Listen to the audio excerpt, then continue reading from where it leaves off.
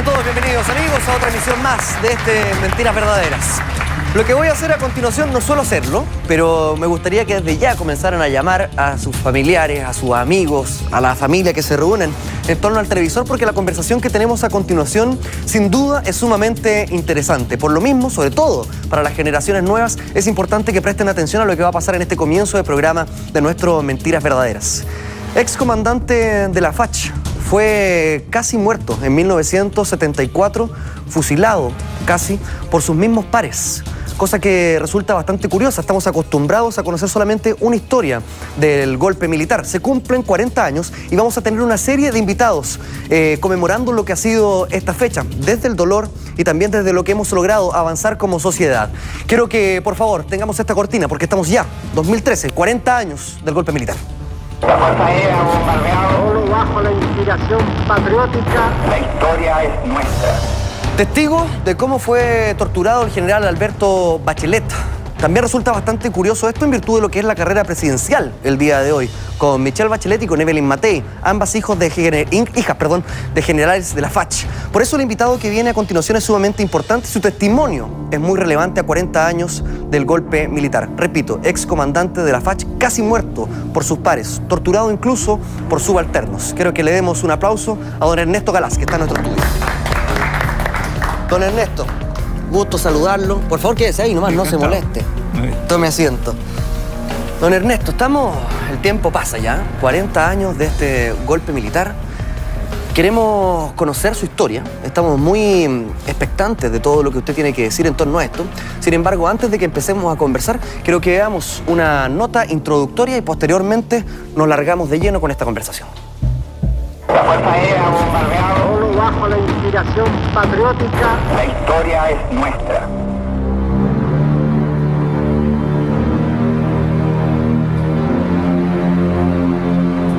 Para el golpe de Estado de 1973, Ernesto Galás llevaba 30 años de servicio como comandante de la Fuerza Aérea de Chile y no tenía problemas con manifestar su afinidad con el gobierno de la Unidad Popular. Tras el golpe, fue acusado de traición a la patria y en 1974 fue condenado a pena de muerte por el Consejo de Guerra de la FACH y estuvo a punto de ser fusilado. Pero durante el tiempo que permaneció detenido, fue compañero de celda del general Alberto Bachelet, además de ser compañeros en las torturas que les propinaban. Hoy, teniendo cerca de 90 años, el oficial en retiro Ernesto Galás desclasifica detalles inéditos de la prisión y muerte del general Alberto Bachelet. La Fuerza Aérea bombardeado solo bajo la inspiración patriótica. La historia es nuestra. Don Ernesto, tenemos mucho que conversar, hay mucho paño que cortar. Sin embargo, me gustaría partir de en qué se encontraba usted el 11 de septiembre de 1973.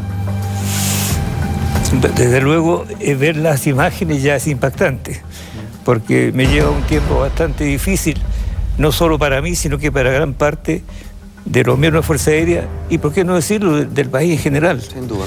De manera entonces que ya empiezo esta entrevista un tanto afectado emocionalmente por los hechos. En aquel tiempo yo era comandante de grupo, trabajaba en el Estado Mayor General de la Fuerza Aérea de Chile, al mando directo de General Lee. Y el mismo día del golpe puedo decir que estuve lejos del cargo que ostentaba, puesto que, o como 10 días antes del 11 de septiembre, me envían en comisión a Arica a cargo de unos de atletas, porque en Chile realizaba en esa época el Panamericano. Es decir, sospechaba algo? Me alejan. ¿No? En ese momento no, pero el tiempo te hace pensar. Y obviamente que la razón fue alejarme del ministerio. ¿Y por qué digo alejarme? Porque en el segundo piso donde estaba el Estado Mayor General de la Fuerza Aérea también estaba el Estado Mayor de la Defensa, que era el lugar donde los confabulados se reunían a planificar el golpe militar. Esto estaba, como quien dice, a 40 pasos de mi oficina. De modo entonces que había interés en alejarme de aquella zona. ¿Y por qué interés en alejarme a mí? Porque no había ninguna duda en la Fuerza Aérea de mi afinidad con el gobierno de la Unidad Popular. Yo era en aquel tiempo profesor de la Academia de Guerra Aérea de Geopolítica y Logística, y en mis clases nunca dejé de establecer aquella relación de amistad con el sistema que estaba propiciando económica, social y políticamente la Unidad Popular. De modo entonces que a mí no me cabía duda de que ya estaba sindicado como un individuo que estaría contra una posibilidad de alzamiento. ¿Cuántos más como usted habían? Porque nosotros tenemos toda la impresión de que prácticamente el 100% de los militares estaba a favor del golpe militar, pero parece que no es así. No, naturalmente que no. Simplificando un poco, podríamos decir que dentro de las oficialidades de las Fuerzas Armadas había un 10% de oficiales que estaban con la Constitución y la ley.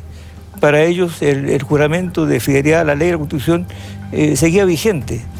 Para otro 10% tal vez había una inquina enorme con las realizaciones de la Unidad Popular. Tal vez le molestaba la realización del cobre, le molestaba la reforma agraria, le molestaba todas aquellas medidas que estaba impulsando el régimen popular. Entonces, y el 80% restante te puedo decir que sería gente que era totalmente anodina, no tenía ni una ni otra forma, y durante el golpe se quedó con quienes ganaron, porque eso permitía mantener su estatus, su oficio y su transcurrir económico y social. Ese es el esquema general que te puedo decir simplificando los hechos. Don Ernesto, usted comienza esta conversación diciéndome que no puede dejar de emocionarse con las imágenes que mostrábamos de los 40 años del golpe. Correcto. ¿Qué siente usted cuando son sus pares los que bombardean la moneda? Bueno, siento que algo falló en la construcción de la mentalidad militar de mis compañeros, porque yo no concibo que una orden como esa haya individuos dispuestos a cumplirla. Uno puede tener claro todas las normas militares, pero todo aquello que repugna a la conciencia personal no se puede cumplir. Y cuando a un individuo le dicen que tome un avión y bombardee la moneda, donde está el presidente adentro, y bombardee Tomás Moro, donde está la familia del presidente, es una orden imposible de cumplir. Y aquello ha pasado tranquilamente desapercibido históricamente. Se ha ignorado quiénes son y no se quiere hacer un juicio sobre la materia. Eso amerita un juicio nacional.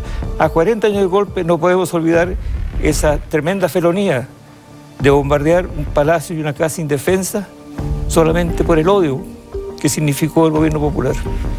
Don Ernesto, usted en 1974 fue acusado de traición a la patria. Exactamente. Que imagino que para un militar debe ser muy fuerte. Claro, fue el argumento lógico de toda esta gente que tenía un odio extraordinario con quienes no asumieron sus propias actividades golpistas. De modo entonces que buscaron las mil maneras de destruirnos. Y una forma, como usted bien dice, de destruir a un militar es decirle, usted es traidor a la patria. Claro. Es la forma más drástica de destruir, de romper la calidad militar del oficial. Sin embargo, nosotros no nos aminoramos. Sabíamos que estábamos haciendo, sabíamos que estábamos no defendiendo, sino que reprochando, porque ahí hay un margen bien especial. Nosotros no estábamos defendiendo al gobierno de la Unidad Popular, sino que estábamos reprochando la actitud de que el ejército, la Armada y la Fuerza Aérea estuvieran saliéndose de la Constitución y derrocando a un gobierno constitucional, elegido por la población.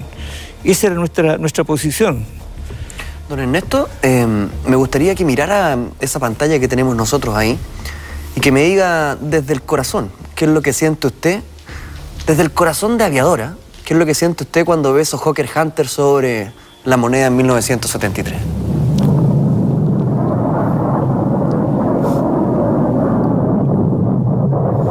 Como decía recién, ver esas imágenes me causa una repugnancia enorme, porque esos aviones son adquiridos con el presupuesto nacional.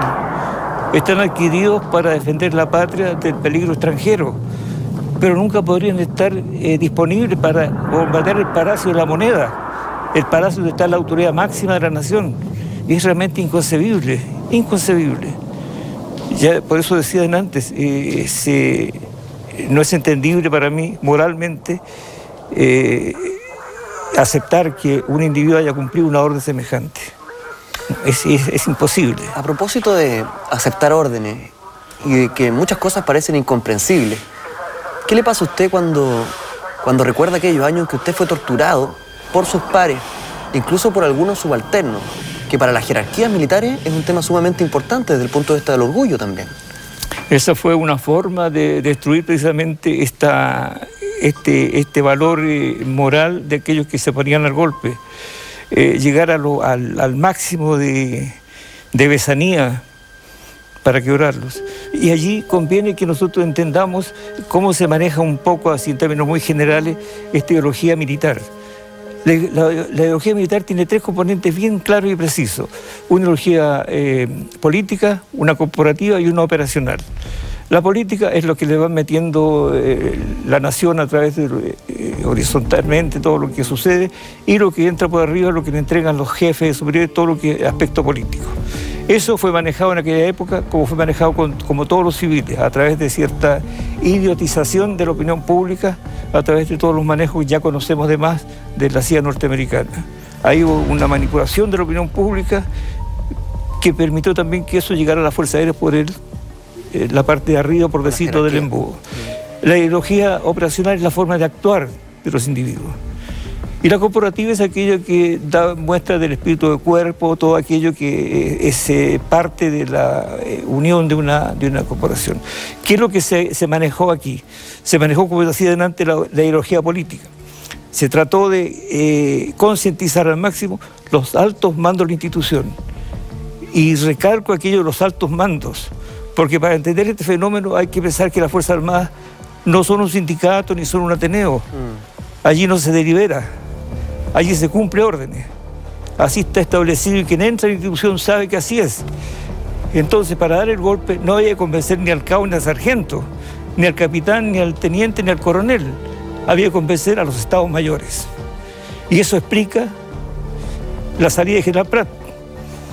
El General Prat sale y es echado de forma bastante ignominiosa de las actividades de gobierno, precisamente porque fue un general que fue inmune a manipulación extranjera y aceptada por las élites socioeconómicas de Chile. Entonces se trata de cooptar a los mandos, y estos mandos cooptados tienen ya una idea política que se retransmiten hacia abajo, hacia sus subalternos, y el subalterno cumple órdenes, de modo que allí está situada esta ideología política. Y la operacional, aparece entonces aquí lo más trágico de este asunto, es la forma de actuar. Cuando se combate contra un enemigo externo, hay normas de la guerra, Tratado de Ginebra, Tratado de Viena, ciertos códigos éticos. Pero cuando se lucha contra un enemigo interno, que supone que es subversión, eso se acaba. Y ese enemigo es tratado como un enemigo infame, es decir, contra él se puede usar todos los argumentos posibles. Se le trata como un animal. Es el esquema de Argelia, es el esquema de todos los países sudamericanos, Brasil, Argentina, etc. Toda esta gente que calificaban de enemigo interno subversivo es tratado fuera de las normas que regían la guerra. De ahí entonces que no es extraño que estos militares hayan utilizado esa forma de acción contra nosotros. Nosotros fuimos calificados de enemigos infames, y con nosotros era lícito todas las normas de la represión, sin importar el grado del individuo. De allí que se tortura al general Poblete, se tortura al general Bachelet, al coronel Nominami, al coronel Vidande, etc. Todos altos oficiales torturados por ¿quiénes? Por sus compañeros de armas, generalmente menos antiguos que ellos. Don Ernesto, me llama la atención lo que usted habla sobre las altas jerarquías, sobre los altos mandos. En virtud de lo mismo, le voy a mostrar una fotografía y usted me dice cuál es la impresión que tiene hoy de este personaje. Por favor, en nuestra pantalla aparecerá. El general Lee. Era su superior directo, ¿no? Exactamente. El general Lee es una figura trágica en toda esta tragicomedia, porque el general Lee es uno de los mentores del golpe, era un antimarxista visceral y termina echado del sistema de gobierno, después termina baleado, no sabemos todavía por quién, porque eso no se ha dilucidado, y termina prácticamente inválido. El general Lee, como persona dentro de la institución, era un buen profesional, indudablemente, pero era hombre yo lo califico como un hombre de los rincones. En actividades sociales es el individuo que está siempre en un rincón. En la sombra. Exactamente, en la sombra. Era habitual en Jalí esa actitud. Y tal vez eso es lo que lo lleva a sumarse después a esta concientización extranjera para el golpe. Don Ernesto, le quiero transparentar que esta conversación que estamos teniendo está generando mucha expectación por todos los fanáticos de nuestro programa del Mentiras Verdaderas, que se manifiestan a través de nuestras redes sociales. Y si me permite, voy a leer algunos de los comentarios de ellos. Por ejemplo, @FCO Leiva, que dice: mis respetos totales al señor Galás. Hay que ser muy valiente para estar de pie y contar todo lo que vivió. 40 años del golpe militar. @Panzer13, hay que recordarlo por siempre para que nunca más se repitan los errores del pasado, en todo sentido. Repito que estamos siempre conversando en torno a los 40 años del golpe. Una sección nueva que tenemos en nuestro programa Mentiras Verdaderas. @Rosada77, al fin alguien cuenta la verdad. Felicitaciones a don Ernesto. Y @Kitana27 dice: gran testimonio de Ernesto Galás, de lo que pasó el 11 de septiembre en Chile, que se dividió en dos y sigue igual, sin justicia. Gracias a todos los amigos que nos escriben a través de nuestras redes sociales. Yo también agradezco los comentarios. Don Ernesto, estamos a 40 años del golpe. Agradecemos el hecho de que usted esté aquí sentado con la valentía, tal como lo decían nuestros tuiteros, narrando todo lo que usted vivió en primera persona. Correcto. Tengo otra imagen para que usted la comente desde ya con nosotros, por favor. ¿Qué opina de este personaje? Fernando Matei, protagonista en esta historia, comandante de la Academia de Guerra. Bueno, contra este personaje estamos dando hoy día una batalla un tanto perdida, porque para que él reconozca su complicidad en todos los hechos. Pero ahí volvemos a lo que hablaba adelante, esta especie de prudencia un tanto casi cercana a la cobardía que ha tenido muchas autoridades del país. Este señor fue obviamente cómplice en los violaciones de derechos humanos, torturas aberrantes en la Academia de Guerra Aérea, todo el año 74. Él está señalando hoy día que no tenía acceso a la que recibió nominalmente el cargo, y se ampara en eso con una falta de interés moral espantosa para decir: yo no tengo nada que ver en las torturas ocurridas allí. Él es oficial de Estado Mayor, como yo. Él fue profesor de la Academia de Guerra, como yo. Sin embargo, él sabe muy bien, cosas que le han negado por televisión con un desparpajo extraordinario. Él sabe que el individuo que está destinado, que está de jefe de una repartición, es el dueño del recinto. Él sabe que si a ese recinto le llega un servicio de inteligencia, él no tiene nada que ver con el servicio de inteligencia. ¿Es imposible que él no supiera que había tortura? Allí quiero llegar. El dueño del recinto sabe que llega allí un grupo de inteligencia, sabe que llega allí un fiscal militar. Él no tiene responsabilidad militar sobre unos ni otros, pero sí él está allí. Él sabe, es el dueño de casa, él sabe que allí se está torturando, porque él, como dueño de la Academia de Guerra Aérea, sabe que en los subterráneos hay prisioneros y sabe que hay una dependencia que es la capilla, donde hay instrumentos de tortura, un dinamo para colocar corriente eléctrica. Eso lo sabe él. Y como lo sabe y se produce, es cómplice. Eso está tan así de simple que no tiene donde uno imaginar otra solución que no sé lo que mira el juez Carroza. Pareciera que la justicia chilena tiene una perspectiva o un criterio muy distante al de una cantidad enorme de población, porque cuando nosotros vemos delito, la justicia no ve delito. La prueba más categórica es el reciente fallo de Pinochet. No hay delito en haberse robado 21 millones de dólares.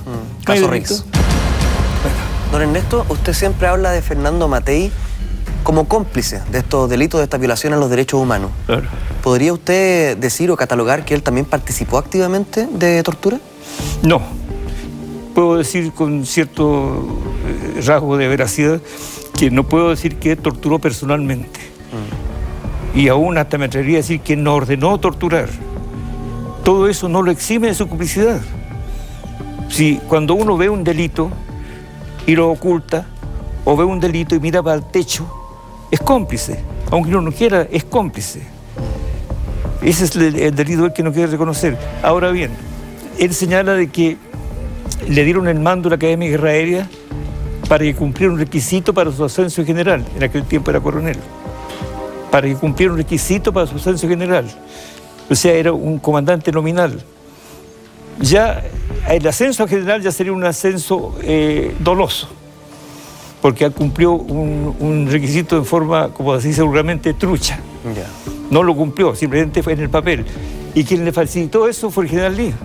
El general Lee es quien le facilita la posibilidad de que engañe a la reglamentación y cumpla un requisito sin cumplirlo, y asciende general.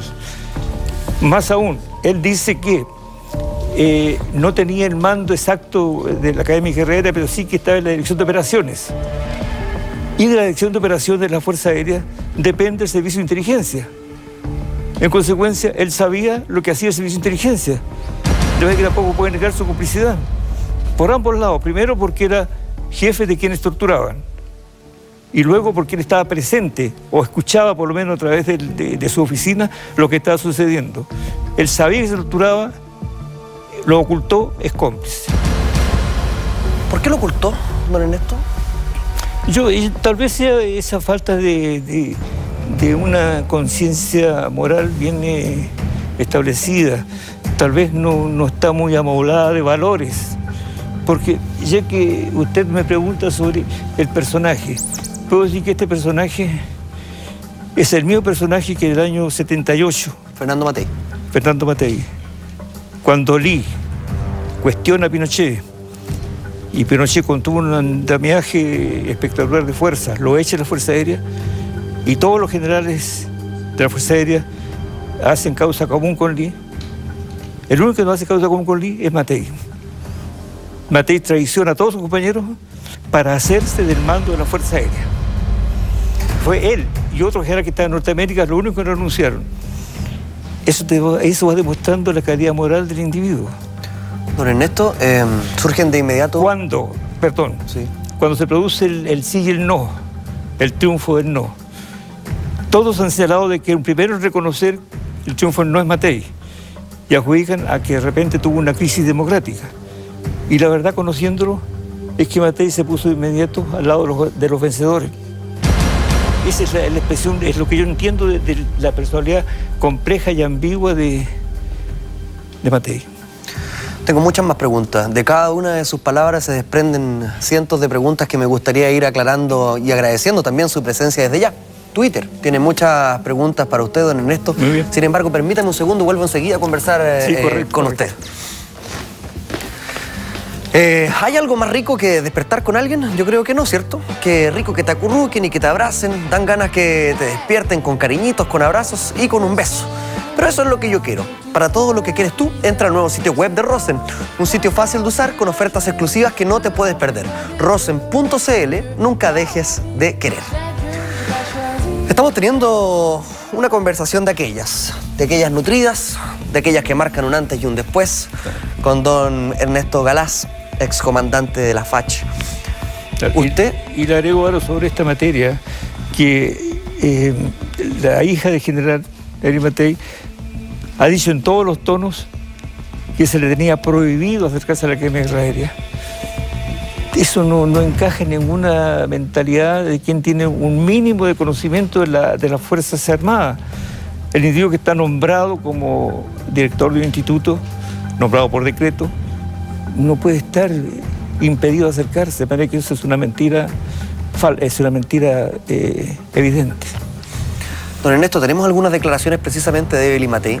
Quiero saber qué es lo que pasó en el momento en que usted fue torturado con el general Alberto Bachelet, junto al general Alberto Bachelet y a otros. Quiero saber qué es lo que pasó por su mente, quiero saber cuál es la evaluación que hace usted hoy, a 40 años del golpe, tal como lo indica nuestra sección. Nos vamos a ir a una breve pausa comercial, 4 minutos nada más, y seguimos hablando con don Ernesto Galás en Mentiras Verdaderas.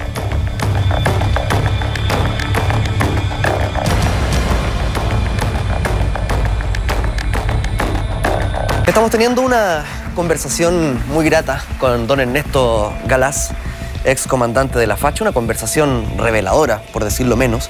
No me canso de agradecer el hecho de que esté sentado en nuestro estudio entregando su testimonio, don Ernesto. Lo agradecen también nuestros tuiteros por las redes sociales. Ya voy a leer algunos comentarios de ustedes, chiquillos, sé que están ahí expectantes tanto como yo en la casa. Estábamos hablando sobre lo que ha significado este golpe militar para usted, como militar principalmente, y también como persona, desde el fuero más íntimo. Correcto. Estábamos hablando de Fernando Matthei. Usted mencionó a su hija, a Evelyn Matthei, hoy candidata a la presidencia de la República. El año pasado estuvo acá en nuestro programa, en Mentiras Verdaderas. Ha defendido a su padre, por cierto, y queremos escuchar algunas de sus declaraciones para que usted nos dé su impresión. Mi papá podría haber seguido 8 años más o no sé cuánto, de acuerdo a la Constitución, como comandante en jefe. Él siempre dijo, no, me voy. El presidente Elwin le pidió que siguiera. Y él entonces nos dijo a nosotros, yo voy a seguir hasta que se cierre el tema. Salió el informe Rettig, él dijo que esto nunca debiera haber sucedido, que él lo sentía en nombre de la Fuerza Aérea, y se fue. Y yo estoy súper orgullosa porque creo que esa es la actitud varonil, la actitud de la persona que realmente tiene un puesto de responsabilidad, da la cara por los demás, aunque él no haya estado involucrado personalmente, aunque él haya conseguido, él igual era la cabeza de una institución que sí estuvo involucrada. Entonces, él dice, lo siento, y yo creo que mi padre colaboró con todo lo que él sabía, que era re poco. Don Ernesto, en esas declaraciones Evelyn Matthei dice precisamente lo que usted argumentaba en la respuesta anterior. Él era cabeza de una institución y dice fue una actitud de hombría, de valentía, el hecho de responder por esta institución. El general, por lo que dice esta niña, da la cara muy tarde. Puede haber dado la cara cuando él era comandante en jefe de la Fuerza Aérea. Puede haber dado la cara cuando él era miembro de la Junta Militar. Tiene valor, pero muy limitado el arrepentirse hoy día, el sentirlo hoy. Yo escucho a Matthei hablando de que está arrepentido, avergonzado de haber sido parte de la Visión de Derechos Humanos mientras él fue comandante en jefe y miembro de la Junta. Está avergonzado de lo que sucedió en la Academia de Guerra Aérea. Está avergonzado de no haber defendido al general Bachelet. Bueno, pero son todas vergüenzas y situaciones de hoy. Es muy tardío. Esa entereza moral que él cree que tiene hoy día debió haber tenido en aquel tiempo. Movió un dedo para defender a su amigo general Bachelet, con que él te señala que son amigos, cuando estaba preso, cuando fue torturado. Movió un dedo cuando estaba de comandante en jefe y miembro de la Junta de Gobierno, cuando se mata a Toquedel Jiménez, cuando se mata a Natino, a Parada, a Guerrero. Él era comandante en jefe de la Fuerza Aérea y era miembro de la Junta. En ese momento sintió algún arrepentimiento. Ese era el momento de tener esa moral para oponerse a semejantes conductas de la dictadura. Todo aquello él no lo valora. Por eso se señala antes que su conciencia moral tiene un amoblamiento muy pequeño. Él no logra entender eso. Él no se siente culpable ni cómplice de lo que pasó cuando él era comandante en jefe y miembro de la Junta. Él no cree que es responsable de lo que pasó en la Academia de Guerra Aérea cuando él era director de la Academia de Guerra Aérea. Él no logra comprender aquello.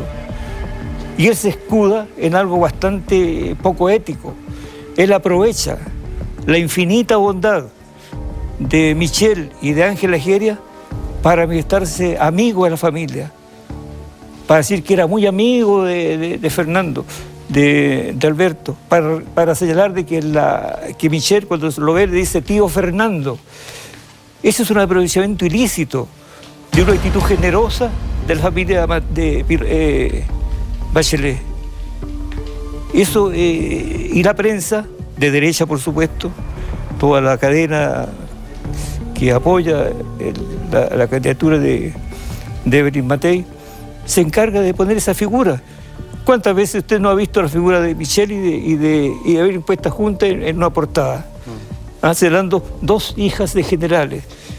Pero aquí no hay dos hijas de generales. Aquí hay un general torturador en su cargo máximo en la nación y torturador en su cargo como director de la Academia Guerrera. Y una hija de general que fue torturada y prisionera.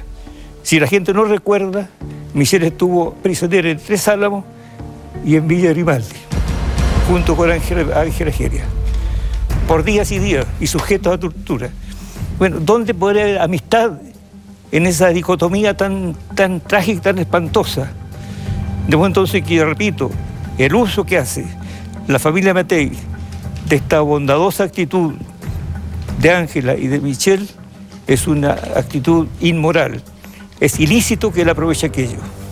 Y por otra parte, cuando hablamos de estas dos mujeres, yo quiero recoger aquello de que algún periodista dijo: aquí no hay una lucha entre dos mujeres, aquí hay una lucha de dos sistemas. El uno, la Evelyn, quiere la continuidad de este sistema neoliberal represivo, que acepta la Constitución que dejó Pinochet, que no quiere modificar la AFP, que no quiere modificar el plan laboral, que no quiere modificar la CISAPRE, en fin, todo aquello que es la continuidad de esta forma un tanto de explotación y tal vez prolongación del régimen militar en su aspecto económico, y otra mujer que está precisamente por cambiar todo esto, por darse una nueva constitución, ya sea con una constituyente o cualquier otra forma, por modificar la AFP para que tengan una jubilación digna los viejos, por modificar el plan laboral. Ahora, cuando hablo de la AFP, es bueno que la opinión pública entienda una cosa muy clara. No solo es que los jubilados tengan pensiones insignificantes, sino que es el enorme fondo monetario que esta AFP tienen. Y esos fondos son designados y utilizados por los mismos individuos que manejan la AFP para asignárselas a sus empresas relacionadas. Es decir, con la plata de los trabajadores se está enriqueciendo una élite que quedó vigente desde el golpe militar y que en 20 años de concentración no se pudo destruir. Don Ernesto, ya que la nombró, ¿cuál es su visión sobre Ángela Geria, madre de Michelle Bachelet, y por qué cree usted que ella de alguna manera deslinda el hecho o deslinda responsabilidades a Fernando Matei en este último juicio? Bueno, la verdad que Ángela en una oportunidad señaló aquello y que ha sido explotado ampliamente por Evelyn Matei, mandándole flores a la casa y qué sé yo. Y la verdad que ella se habló en una oportunidad que ella entendía que no tiene responsabilidad porque se supone que Matei no estaba en Chile cuando se produce la muerte de Alberto Bachelet. No es suficiente prueba. Bueno, eso es todo lo que ella hace. Y lo hace por su bondad, por su actitud generosa. ¿Será bondad o usted cree o se permite la licencia de pensar que hay algún tipo de presión para que no hable ni tanto Ángela como Michelle? No me imagino qué presión puede haber. Tal vez la referencia está a los poderes fácticos que estarían metiéndose de alguna manera en la postulación de Michelle Bachelet, pero no lo creo. La figura de Michelle está tan clara, tan nítida dentro del espectro político chileno que creo que estaría inmune a cualquier tipo de presiones de los poderes fácticos. De verdad que por ahí no veo. Yo veo simplemente ahí una generosidad de la familia Bachelet aprovechada dolosamente por la familia Matei. ¿Usted conoce personalmente a Ángela Geria? Sí, claro, somos muy amigos. O sea, ella sabe perfectamente que tanto usted como su marido fueron torturados juntos. Naturalmente, yo estaba en la celda con Alberto. Con Alberto. Y esto que le señaló a usted hoy día, se lo he dicho a ella misma también, porque he participado en varios lanzamientos de libros sobre esta materia, y a los cuales asiste también Ángela.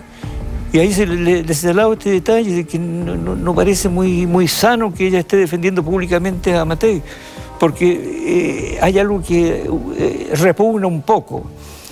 Se puede ser amigo de un individuo que siendo comandante en jefe y miembro de la Junta permitió todo lo que se daba antes.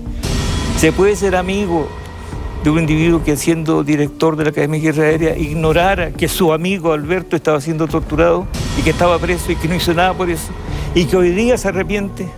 Es muy tarde para arrepentirse, es fácil. Tal vez en el cristianismo se puede dar mucho eso, aquello de que yo peco y me confieso y quedo libre de pecado, pero eso no me libra de mi conciencia moral. Entonces, tal vez allí hay algo que tendríamos que conversar mucho más para los fines de que no es seguir dándole instrumentos para que la derecha con Matei como cabeza hoy día, esté profitando de un hecho ilícitamente. Para aquellos que se vienen integrando a la sintonía de nuestro programa, estamos conversando con don Ernesto Galás, ex comandante de la FACH. Fue torturado junto a Alberto Bachelet. Tenemos una nota, repito, para aquellos que se vienen integrando a nuestra sintonía, para que se empapen desde ya esta conversación. La Fuerza Aérea ha bombardeado solo bajo la inspiración patriótica. La historia es nuestra.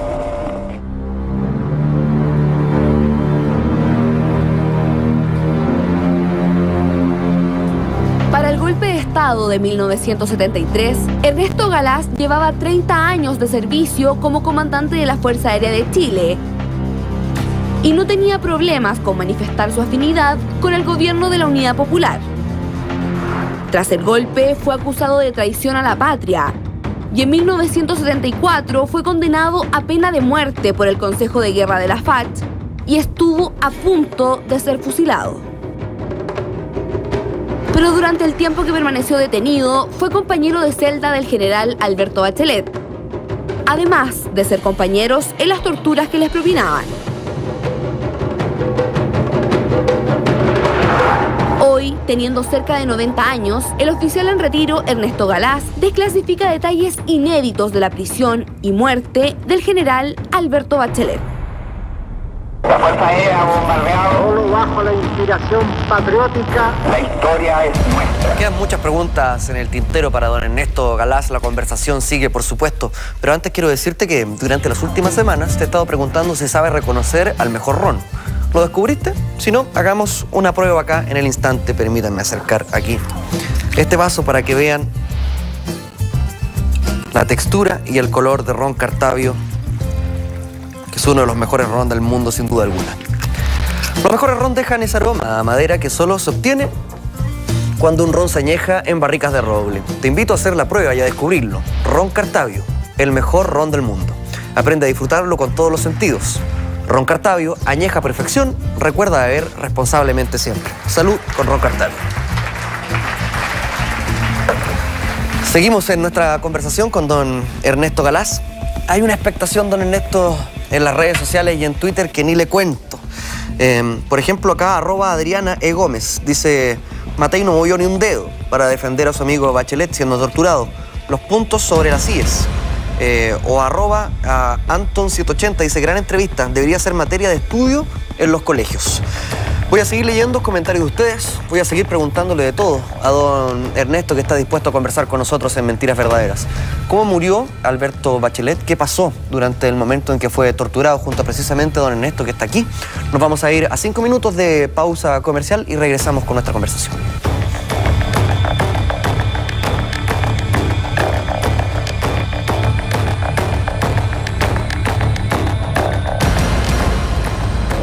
Ernesto Galás, seguimos conversando sobre episodios difíciles. Sobre episodios difíciles no solamente para usted, sino también para Chile, independiente Correcto. del lado en el que se esté. Estamos en esta nueva sección, 40 años del golpe militar, se cumple en este 2013, y don Ernesto se transforma en nuestro primer invitado de esta sección. Antes de irnos a la pausa comercial, estábamos hablando del que creo yo debe haber sido uno de los episodios más difíciles de su vida, sin duda alguna. Es el episodio de torturas. Usted estaba junto a Alberto Bachelet y me gustaría que me explicara cómo se dio eso, qué es lo que se sentía, cuáles eran los olores, cuál era la atmósfera de lo que ustedes estaban viviendo. Durante aquella época habíamos sido todos los prisioneros de la Fuerza Aérea de Chile, oficiales, suboficiales y empleados civiles, desde una prisión que teníamos en el bosque hacia la cárcel pública. De modo que en el mes de diciembre todos aquellos prisioneros estaban en la cárcel pública. Bachelet, a raíz de su problema de salud, había sido llevado a prisión domiciliaria. Pero poco antes de Año Nuevo, en diciembre, es tomado de nuevo y llevado a la cárcel pública. Y una tarde encontramos allí que meten en nuestra celda al general Bachelet. Desde ahí entonces empezó a compartir con todos nosotros todas las vicisitudes del presidio.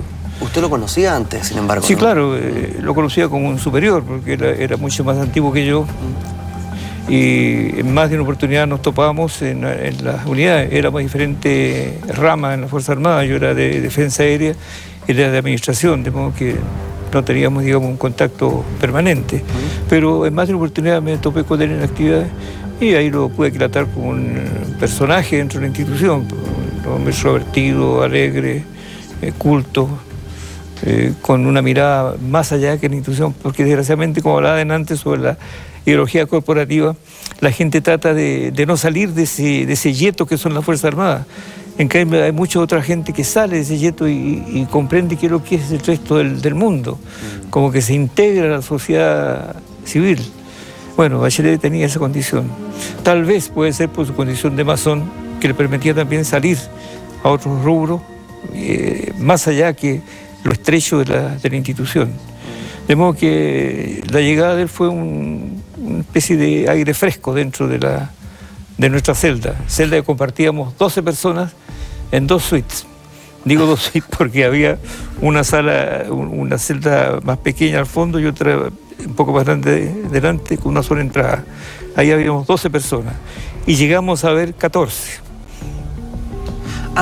Hacinados en camarotes para que cupieran durante la noche.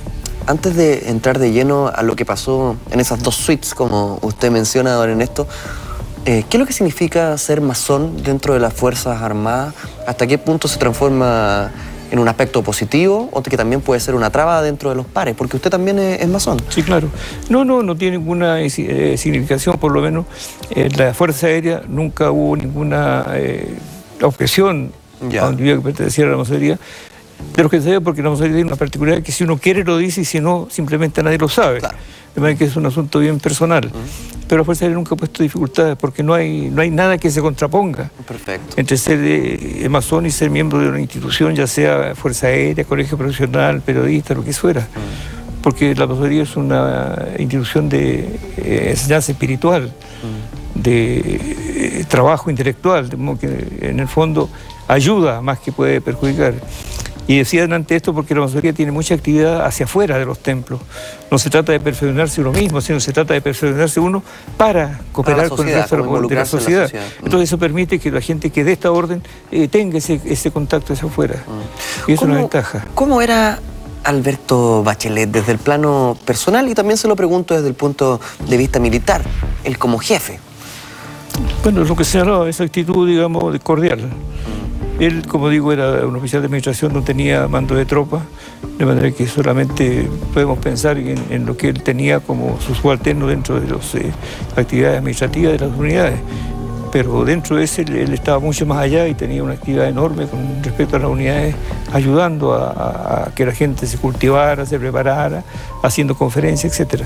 No, era un excelente jefe. Usted tuvo la oportunidad de conversar con él, me imagino, en un plano íntimo, en un plano privado. ¿Sabe usted qué es lo que sentía él con el hecho de ser torturado por su subalterno en aquella celda? Bueno, la verdad es que aquello es un sentir no solo del general Bachelet, sino de todos los prisioneros. Recuerde que allí estaba preso el general Poblete, el coronel Miranda, el coronel Ominami, padre del senador. Yo estaba allí, el capitán Carbacho. Todo aquello éramos gente de la masonería que estaban allí y que sentíamos esta situación tan compleja de que éramos torturados y vejados por nuestros compañeros de armas y despreciados por nuestros hermanos de logia. Porque hay que decirlo con toda franqueza, las logias masónicas fueron obsecuentes en aquel tiempo con el gobierno militar. Y a todos aquellos hermanos los echaron por falta de pago y asistencia. Reparen lo estúpido del asunto. Buscando triquiñuelas para poder sacarlos de la masonería. Ya ese era un dolor. Y el otro, que compañeros de armas hubieran vejado, torturado y finalmente encarcelado. Era un asunto, digamos, realmente descorazonador. Y cuando hablamos de amistad como la que hoy día trata de hacer públicamente cierta opinión pública, el general Matei y su hija, puedo decir que es muy difícil, es muy torpe además pretender que la amistad antes del golpe se mantiene después del golpe. Le puedo decir categóricamente que el fiscal que presentó las pruebas y me condenó a muerte, era compañero de curso mío. El presidente del Consejo de Guerra, que termina dando el dictamen, también es compañero de curso mío. Éramos amigos. De hecho, ¿me permite leer una declaración suya? Sí. Dice, en la Academia de Guerra Aérea me torturó el general Orlando Gutiérrez, Bravo, quien actuaba como fiscal en el proceso Bachelet y había sido mi compañero de curso. Correcto. De repente es algo incomprensible y patético. Son palabras textuales de usted. Correcto. Esa es la realidad. Un compañero de curso. Bueno, y eso pasó en todos los niveles. En todos los niveles. El amigo, se acabó el amigo. Fue tal la forma de idiotizar, como dije al comienzo, o de tergiversar la opinión pública, que hasta en la familia se producía la delación. Entonces fue una sociedad despedazada, una sociedad hecha trizas mediante la campaña sistemática de los órganos de prensa, radio, televisión, prensa escrita. Todo aquello fue un andamiaje que hoy día lo comprendemos. La gente muy joven no recuerda el famoso Plan Z. El Plan Z fue el instrumento que utilizó la dictadura para darle forma al enemigo interno. Todos nosotros éramos parte del Plan Z que nunca logró probarse y que obviamente nunca existió y que es muy probable que lo haya inventado y hecho circular el almirante Carvajal, que fue ministro de Defensa y otros cargos más y terminó pegándose un tiro. Bueno, ese Plan Z fue el elemento fundamental para condenar, para vejar y torturar a los miembros de la institución armada y a todos los civiles. Hay una cantidad enorme de procesos de justicia militar que se basan en el Plan Z. Entonces, todo aquello es una especie de locura kafkiana en la época, en que fueron todos alienados. Yo no culpo tanto a la Fuerza Aérea como culpo al Poder Judicial, como culpo a los colegios profesionales, como culpo a la burocracia administrativa, como culpo a todas las instituciones que existían. Tal vez la que se salva de esto es la Iglesia Católica. Y se salva porque la Iglesia Católica fue consecuente con sus principios. La Iglesia Católica no está defendiendo a un sistema, estaba defendiendo a un perseguido. Dentro de su doctrina debe defender a los perseguidos. Y es lo que hizo el cardenal Silva Enrique. Entonces que él cumplió su misión, cosa que no hicieron otras instituciones espirituales. Ese es el esquema de la época. Y eso es lo que vivíamos nosotros en la cárcel. Y eso conversábamos en la cárcel con el general Bachelet, con el general Poblete, con Carlos Lazo, que fue presidente del Banco del Estado, con Elis Senake, que fue senador de la República, con el coronel Miranda, que también era de nuestra logia.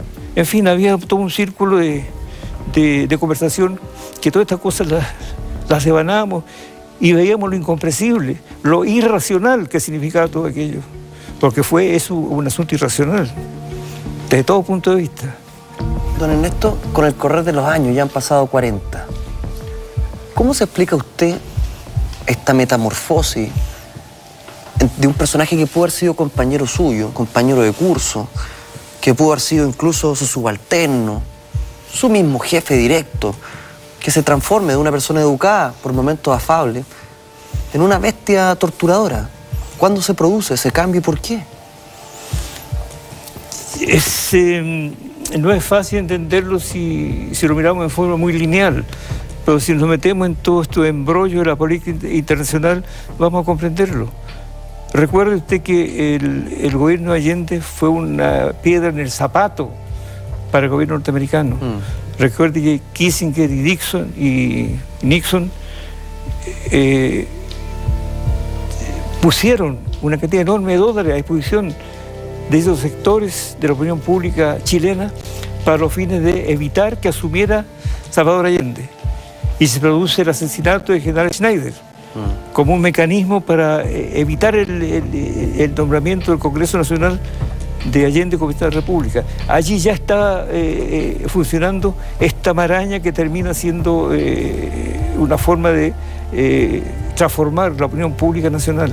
Hay todo un trabajo de inteligencia que, si usted mira un poco la historia actual y mira todo lo que pasó en el Medio Oriente hoy día, ¿quién puede creer que son los individuos del Medio Oriente los que de repente se alzan contra sus autoridades ¿No está ahí la mano de la CIA para hacerse de los gobiernos que tienen las riquezas que ellos necesitan?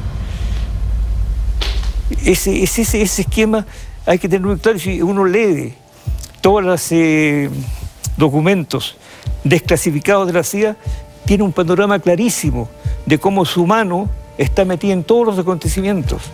Está metida hoy en Nicaragua, está hoy metida en Venezuela, está hoy metida en Brasil.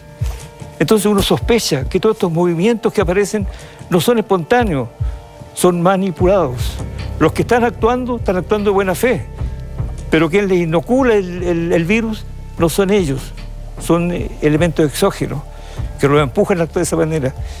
Eso uno lo entiende con el tiempo y lo comprueba después empíricamente cuando ve lo que sucede en el mundo. Bueno, eso es lo que pasó en aquella época. El pueblo chileno fue idiotizado de esa manera.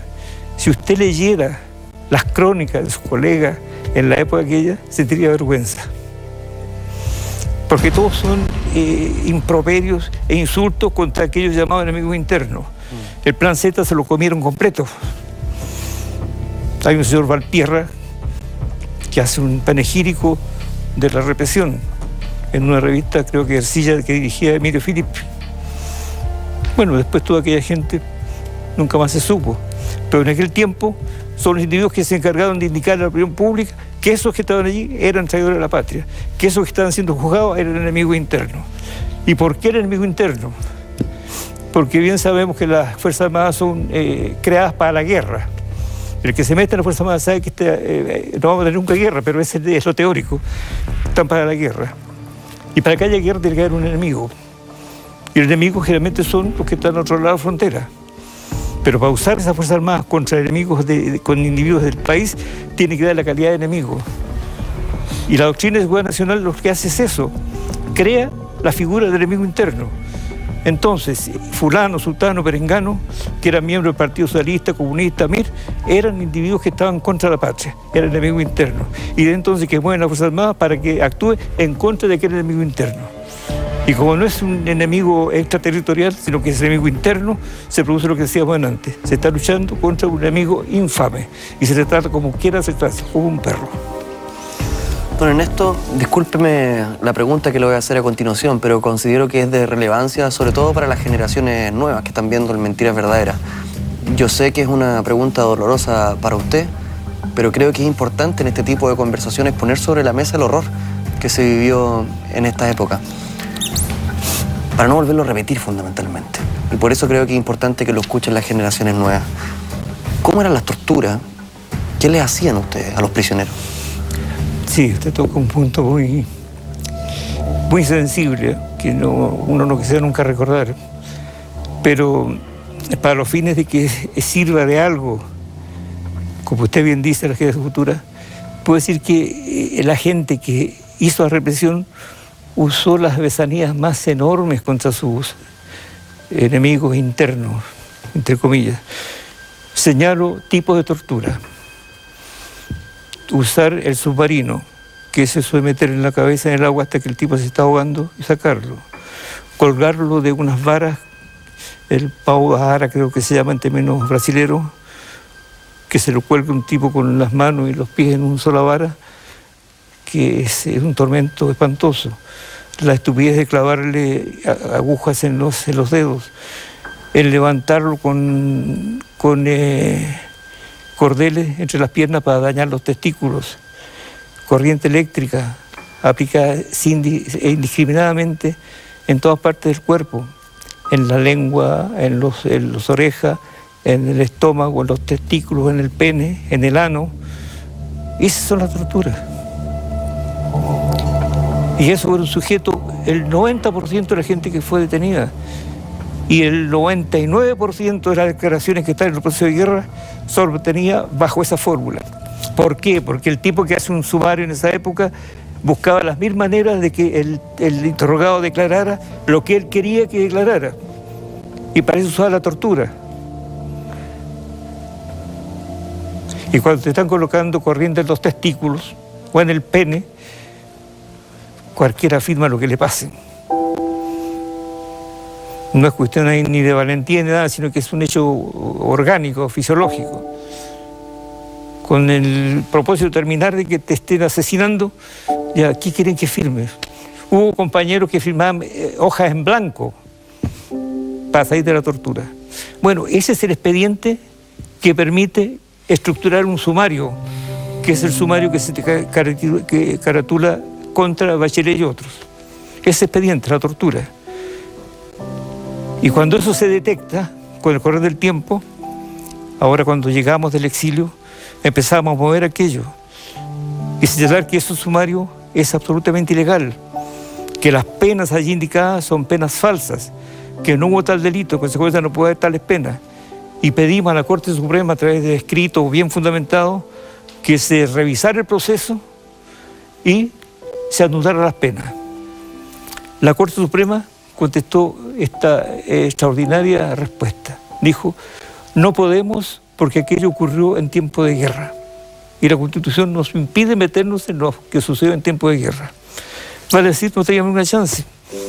Tenía que haber de nuevo una guerra. O llegar a la torpeza ya de caricatura. Tener la guerra por un par de horas para que la Corte pudiera meterse y después terminó la guerra. En consecuencia, la Corte Suprema escamoteó el asunto. En vista de tal, nosotros, los miembros del proceso, acudimos a la Junta Interamericana de Derechos Humanos y allá elevamos el reclamo por denegación de justicia en el país. Fue acogida la demanda y hoy día está en la Corte Interamericana de Justicia para que resuelva qué pasa con el país por haber denegado justicia a este grupo de individuos. Y estamos esperando nosotros el resultado de aquella disposición. Más aún, con el correr del tiempo, en el año 2005, el presidente Lagos modifica la Constitución. Todos recordamos aquella Constitución modificada en que termina siendo la firma de Lagos la firma de la Constitución. En esa Constitución se le otorga a la Corte Suprema la posibilidad de intervenir realmente en hechos acontecidos en tiempo de guerra. En vista de eso, un grupo de compañeros presentó a la Corte Suprema una nueva requisitoria pidiendo que se revise el proceso de mérito a todos los nuevos antecedentes. Los nuevos antecedentes eran todos los juicios que había contra los torturadores, eran todos los documentos desclasificados de la CIA, en fin, había varios antecedentes que estaban indicando que había antecedentes para reabrir el proceso y que la Corte ya no podía decir que no podía porque ya estaba establecido que aún en tiempo de guerra podía actuar. Sin embargo, también rechazó la revisión. Ya hasta hoy día no quieren revisar el proceso. Aquello es una lucha permanente. Nosotros tenemos que hacerlo porque yo sé que todo el mundo conoce nuestra actitud, sabe que no somos traidores de la patria y al contrario, que fuimos individuos que se opuso a una época difícil en el país. De modo entonces que ese no es el problema. Lo que nosotros queremos es que jurídicamente se determine que no somos responsables, que jurídicamente se determine que no hemos cometido delitos. Esa es nuestra batalla y eso vamos a seguir. Impresionante que todavía Chile no reaccione, que muchas causas judiciales queden en nada, como usted bien decía. Y qué difícil también es poder continuar la conversación porque yo le decía que importante es este relato para las generaciones nuevas. Yo formo parte de esas generaciones nuevas y hemos podido leer libros respecto a tortura o respecto a antecedentes que poco a poco han salido a la luz, pero es distinto cuando uno lo escucha en primera persona. Me afecté de verdad, me cuesta seguir la conversación porque considero que es un dolor de un país que lamentablemente no ha sanado. Es una herida que todavía está ahí. Yo no me canso de agradecer su testimonio, don Ernesto. Creo que es de una valentía tremenda lo que usted ha tenido que enfrentar y considero sumamente injusto el corolario de todo esto, que el rótulo sea un traidor a la patria. Claro. Me parece, por decirlo menos, anecdótico, caricaturesco. Tenemos que seguir conversando en esto. Tengo muchas cosas que preguntar. Falta programa. A veces sería bueno que este programa durara 4 horas para poder conversar con usted. Yo siento que, o más bien, más que siento, tengo la certeza de que usted es parte de la historia de Chile y no sabe el orgullo que siento de poder estar entrevistándolo en este momento. Programas como este sirven, por eso es importante esta conversación. Por eso creemos necesario poner todos los antecedentes sobre la mesa. El espíritu del Mentiras Verdaderas siempre ha sido este, poder conversar las cosas a poto pelado, como se dice coloquialmente. Posteriormente es la gente quien juzga en su casa. Correcto. Pero yo insisto en la idea de que independiente del sector que cada uno tenga, hay hechos que no se pueden desconocer y hay hechos que tienen que seguir doliendo hasta que se sanen. Exacto. Sí, tal vez ahí finalmente agregar eso de que usted bien dice, depende del sector en que se esté, porque en el fondo, si Chile ayer, el año 73, estaba dividido en dos porciones, dos Chiles distintos, uno que se sintió agredido y otro que estaba beneficiando a la mayor parte de la población, hoy día existe la misma división en Chile, hay dos Chiles hoy día, y cada uno tiene su verdad. El Chile que quiere mantener los privilegios de ser usufructuador de todos los dineros que la gente deposita en la AFP, el Chile quiere seguir dejando los sindicatos minimizados para tener ventaja a todos los empresarios, el Chile que quiere tener la salud comercializada, el Chile que quiere tener una educación de élite para ciertos sectores, ese Chile existe. Y existe este otro Chile, el que hoy día comanda la presidenta Bachelet, digo presidenta porque tengo duda que va a ser elegida, que representa al otro Chile, a Chile que quiere hacer todos esos cambios, que quiere volver a ser un Chile justo, un Chile que la gente quiera, una patria, digamos, que realmente no digamos que es digna, sino que la sintamos digna. Eso es lo que pretende esta fracción de política actualmente. Bueno, Ernesto, me permite unos segundos de esta conversación. Pronto sigo con usted, pero tengo que decirle a toda la gente que está viendo este Mentiras Verdaderas y que están expectantes de nuestra conversación. Don Ernesto, quiero aprovechar el hecho de que hablé recién de las redes sociales para leer algunos de los comentarios. Le quiero explicar que esta noche somos Trending Topic. Usted se preguntará qué es lo que es. ¿No sabe todavía? No. El tema más comentado de Twitter, de las redes sociales, una tendencia. Por ejemplo, acá, @Fatinaxis dice verdades sin mentiras en Mentiras Verdaderas. @Latito dice qué ganas de ir y abrazar a don Ernesto, qué pena la de él, de haber vivido la traición de sus amigos. @LuzIndigo9, cuando se habla, las heridas se sanan. Grande Ernesto, estás haciendo luz para mucha gente, de verdad, gracias. @Jessiquita Ibet, el país no ha sanado porque ustedes hablan las heridas. ¿Cómo se nota que pertenece a un sector de izquierda? Se le nota mucho. Y leemos comentarios de todos los lados, don Ernesto. Y @C Casual y dice, me saco el sombrero por don Ernesto Galás. Tengo el cuerpo erizado. Gracias a todos los que nos están escribiendo en nuestro Mentiras Verdaderas. Don Ernesto, en 1974 usted es casi fusilado. Correcto. ¿Qué pasó en ese episodio? En el 74 se produce el final del proceso y somos llevados a la Academia de Guerra Aérea, como señalaba hace poco, en el auditorio principal, y allí se dicta la sentencia de todos los condenados. Y en ese momento estamos en la cárcel todavía. Y ahí conviene hacer un paréntesis para señalar algo que entiende el problema de la muerte de Bachelet. Cuando estamos en la cárcel, aún está el proceso llevándose a cabo, el año 74, cuando Matei es director de la Academia de Guerra Aérea.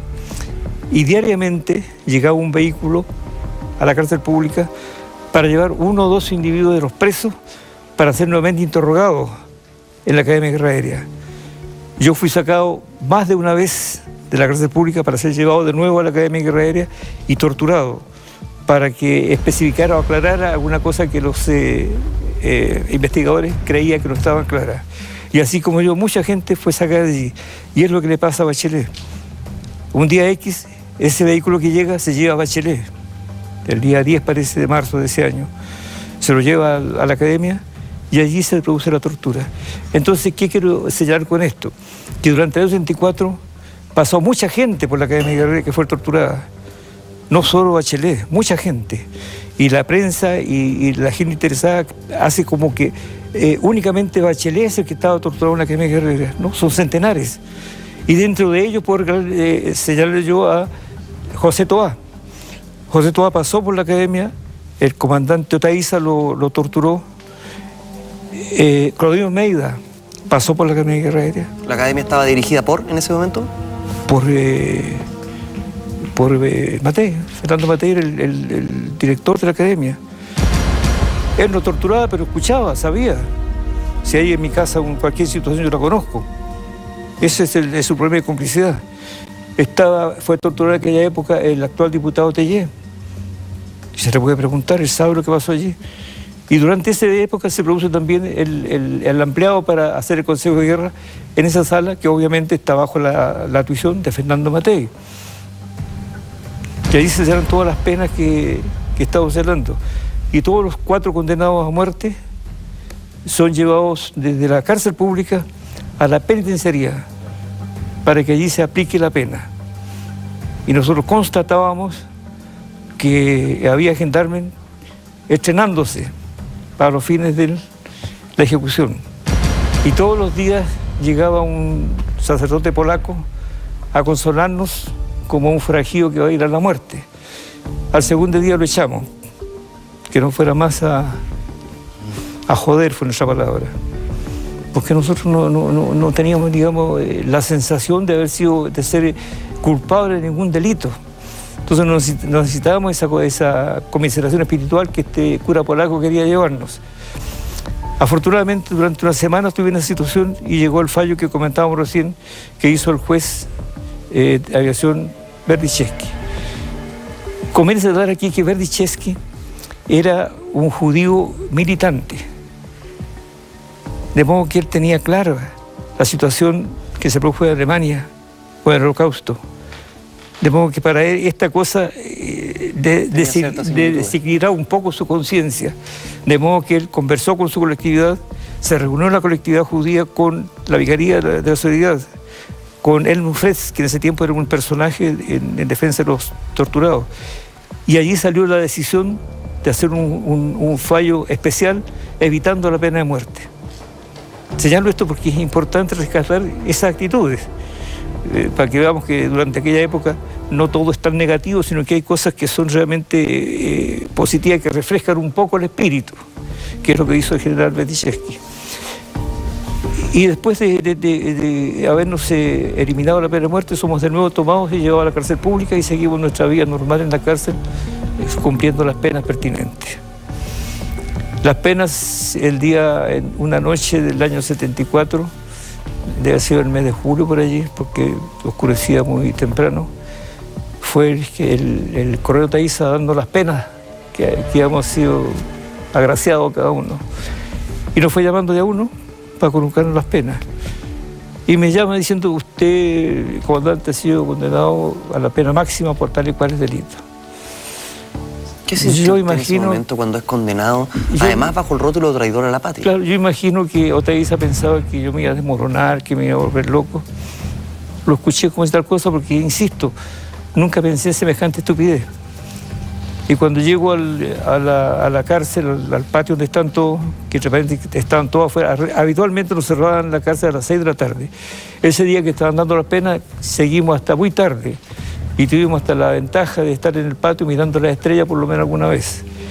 Bueno, me preguntan, ¿cuál es tu pena? Yo estaba haciendo puzzle porque mi forma de matar el tiempo era hacer puzzle en la cárcel. Estaba haciendo puzzle y dije, artículo tanto, pena de muerte, punto. La de cara mirando como diciendo, está loco. Pero esa es la realidad, y así fueron llamando a la gente dándole su pena. Y esa noche terminamos todos ya sabiendo cuál era el delito que nos adjudicaban y la pena que teníamos. Pero tuve la suerte de estar hasta las 12 de la noche en un patio estrellado. Don Ernesto, ¿cuáles son los argumentos, cuáles son las justificaciones de una traición a la patria? El haber entregado documentos al enemigo. Eso era básicamente eso. Y el enemigo era aquel que había construido el Plan Z, aquel que quería destruir la institucionalidad chilena, aquel que estaba coludido con el comunismo internacional. ¿Lo podríamos puntualizar en el MIR? ¿En qué? ¿En el MIR? No. ¿No? No. Para ¿cómo se llama? La dictadura, todos eran enemigos. Hasta la democracia cristiana después. Recuerde que la democracia cristiana adhirió al golpe, festejó el golpe, pero al poco andar se dio cuenta de que estaba equivocada.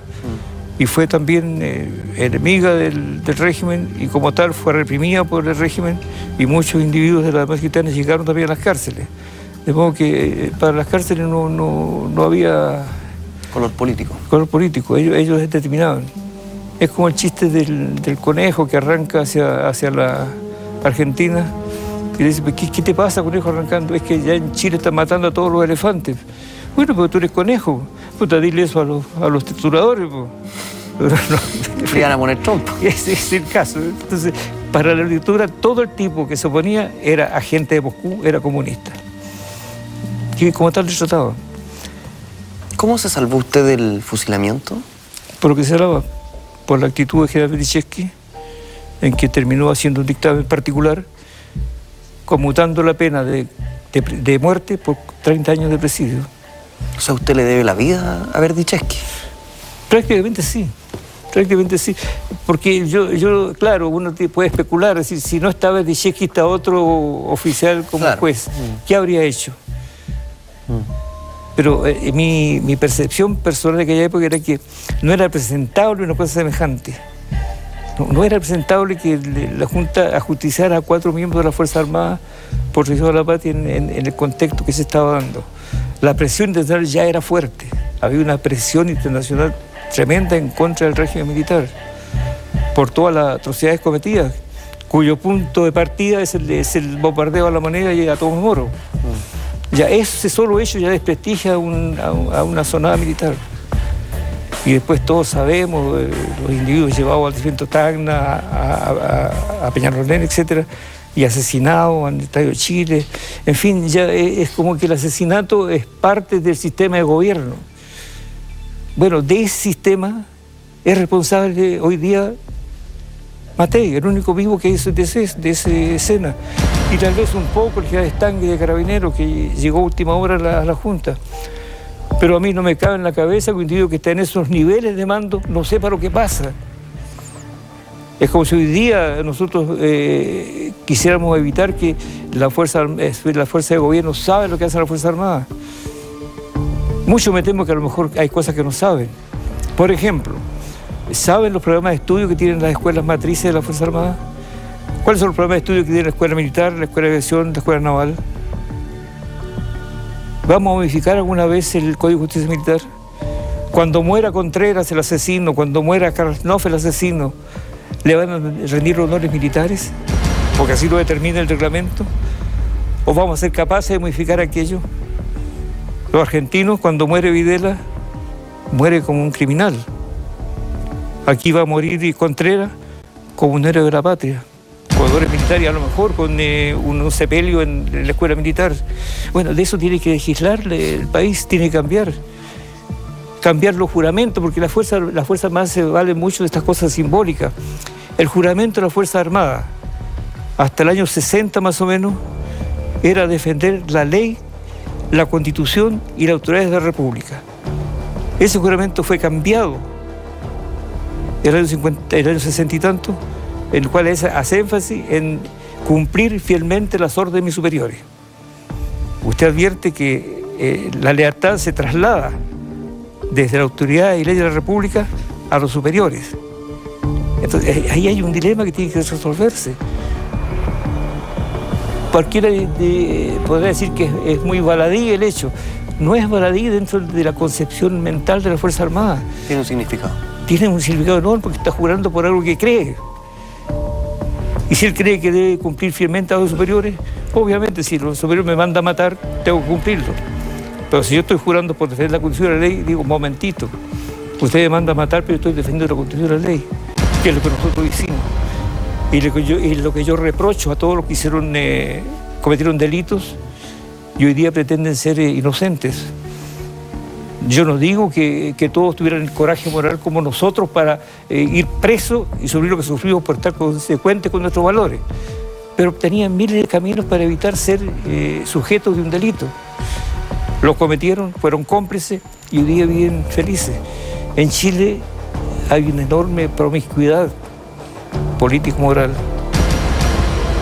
Duele el estómago viendo parlamentarios de la época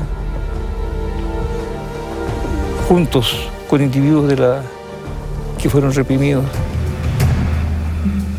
Duele pensar que hoy día se pretenda hermanar una condición de hija de general de Matei con Bachelet. Son cosas pero tremendamente, diametralmente opuestas. No hay punto de comparación de aquello.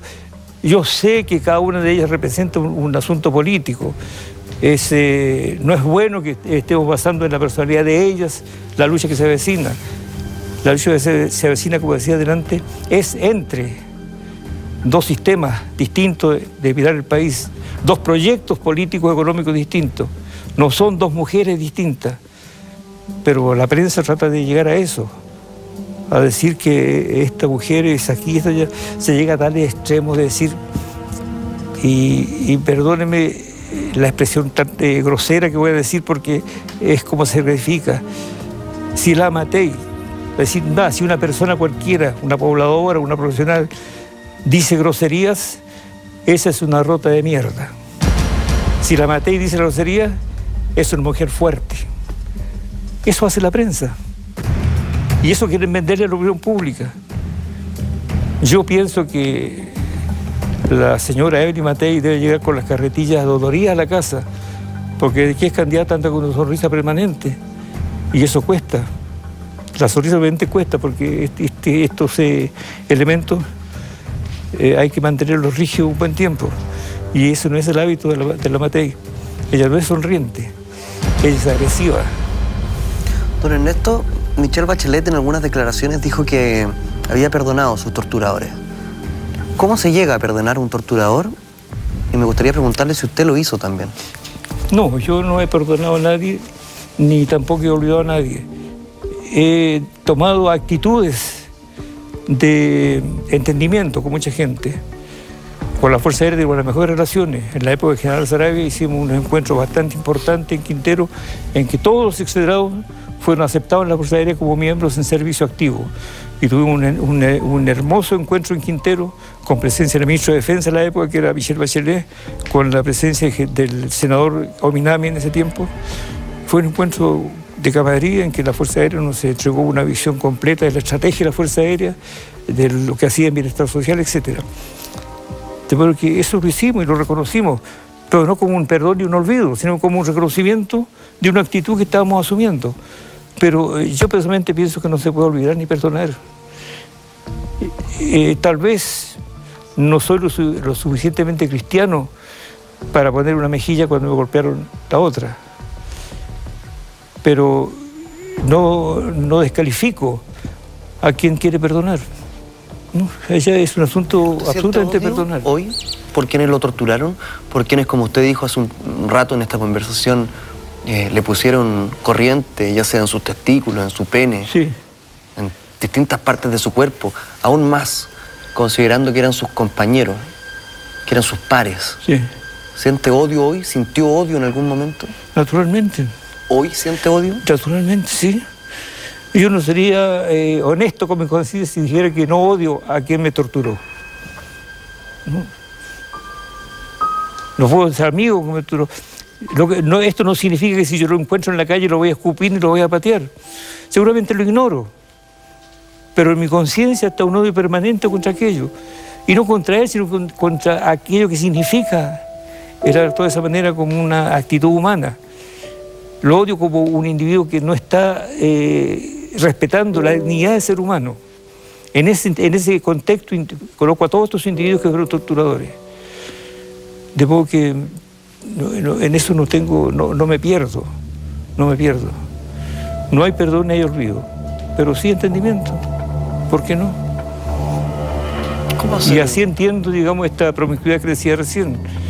Claro, el país llegó a la democracia, había que darle la mano a un señor Chadwick, había que darle la mano a un señor Matei, a una señora Matei, había que darle la mano a un señor Longueira, gente que fue activa, a un señor Novoa, que fue por años subsecretario general de gobierno, que también es un cómplice que está pasando piola, por decirlo de forma vulgar, porque como subsecretario de gobierno de la época, 79 hasta el 80 y tanto, no podía ignorar lo que pasaba en el país.